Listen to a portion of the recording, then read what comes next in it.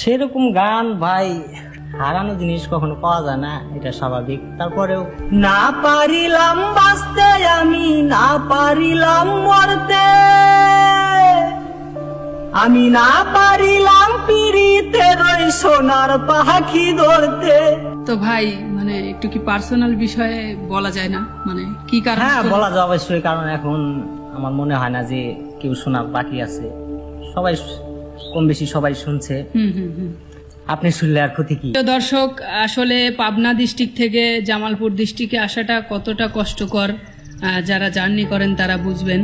তো আজকে যেহেতু আসছেই, যার কারণে আমরা হুমায়ুন ভাইয়ের সাথে আর একটু আলাপ আলোচনা করব, আর যার কারণে তাকে মাঠ থেকে তুলে নিয়ে আসলাম। আসলে সেও বিশেষ কোনো কাজে না, জাস্ট তার ধানগুলো আসলে পাকছে কিনা, কাটার জো হয়েছে কিনা সেটা দেখার জন্যই আসছিল। সো সেখান থেকে আমি নিয়ে আসলাম, ভাই কিছু মনে করবেন না। তো অনেক দূর থেকে আসছি, যার কারণে ভাইয়ের সাথে আজকে মানে আরো কিছু গান নিয়ে কথা বলবো এবং আপনাদেরকে গান শোনাবো।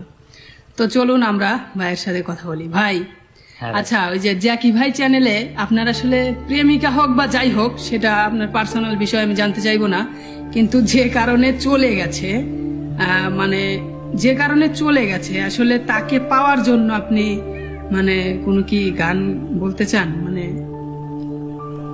সেরকম গান ভাই, হারানো জিনিস কখনো পাওয়া যায় না, এটা স্বাভাবিক। তারপরেও একটা গান আছে, আপনি অনেক আগের একটা পুরাতন একটা গান আছে আমার ফেভারিট গান।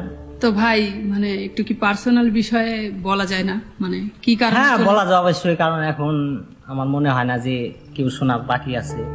সবাই কম বেশি সবাই শুনছে, আপনি শুনলে আর ক্ষতি কি? বিষয়টা হলো, আমি ভাই ঢাকায় রড মিস্ত্রি কাজ করি। আপনি 82 আমি বিয়ে করেছি 5 বছর, 5 বছরই মনে হয়েছে, 4 বছর হয়েছে। আল্লাহর ইচ্ছায় আমার ঘরে একটি কন্যা সন্তানও দিছে। 10 মাস তো 1 বছর হয়ে আসলো বয়স। জানি না, মুখ দেখে তো তার মানুষ চেনা যায় না। তা তো অবশ্যই। আর কি বলবো ভাই, এখন আমার বাচ্চার মানে আমার যে ওয়াইফ হঠাৎ করেই আমার সংসার ছেড়ে চলে গেল। তারপরে আর আমার তার সাথে যোগাযোগ হয় নাই, এমনকি অনেকেই অনেক কিছু জিজ্ঞাসি, তেমন কিছু বলে নাই, শুধু বলছে আমার ভালো লাগে না। এখন কোথায় গেছে আপনি কি কিছুই জানেন না? ঢাকায় আছি না, তো কোনো গার্মেন্টসে। তো ভাই এখন আমার রিকোয়েস্ট যেটা, আপনি কি তাকে পাওয়ার জন্য মানে সেই রকম ধরনের একটা মানে একটা গান বলবেন আর কি। তাকে পাওয়ার জন্য তো সারা জীবন নিয়ে আমি অপেক্ষা করব। তো এখন একটু জানান, সে হয়তো বা আপনার এই ভিডিওটা দেখতেও পারে, আপনি সেই রকম আচ্ছা, ঠিক ধরনের আছে, একটা। আমি একটা গান গাইতেছি। তুমি আরেগে বারা আসিয়া যাও মোরে কান্দাইয়া, তুমি আরেগে বারা আসিয়া যাও মোরে কান্দাইয়া, আমি মনের সুখে একবার কাঁদতে চাই। ওরা বুকে দারুণ খরা, ওরা বুকে দারুণ খরা, চোখের পানি চোখে নাই, আরেকবার আসিয়া যাও মোরে কান্দাইয়া, তুমি আরেকবার আসিয়া যাও মোরে কান্দাইয়া, আমি মনের সুখে একবার কাঁদতে চাই। না পারিলাম বাঁচতে আমি, না পারিলাম মরতে,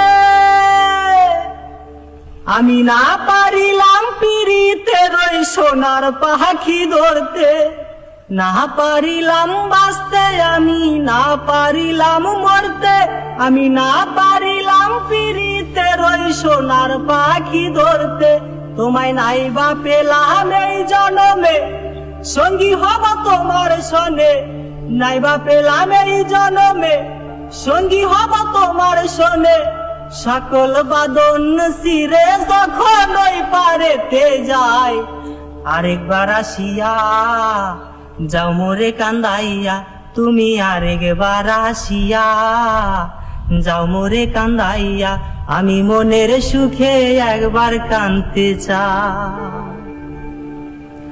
পোড়া বুকে দারুণ খরা, পোড়া বুকে দারুণ খরা, চোখের পানি চোখে নাই, আরেকবার আসিয়া যাও মোরে কান্দাইয়া, তুমি আরেকবার আসিয়া যাও মোরে কান্দাইয়া। না বাঁধিলাম ডাঙাতে ঘর, না বাসিলাম জলে, আমি না পাইলাম কুল কারো মনে, না বাসলাম অকুলে।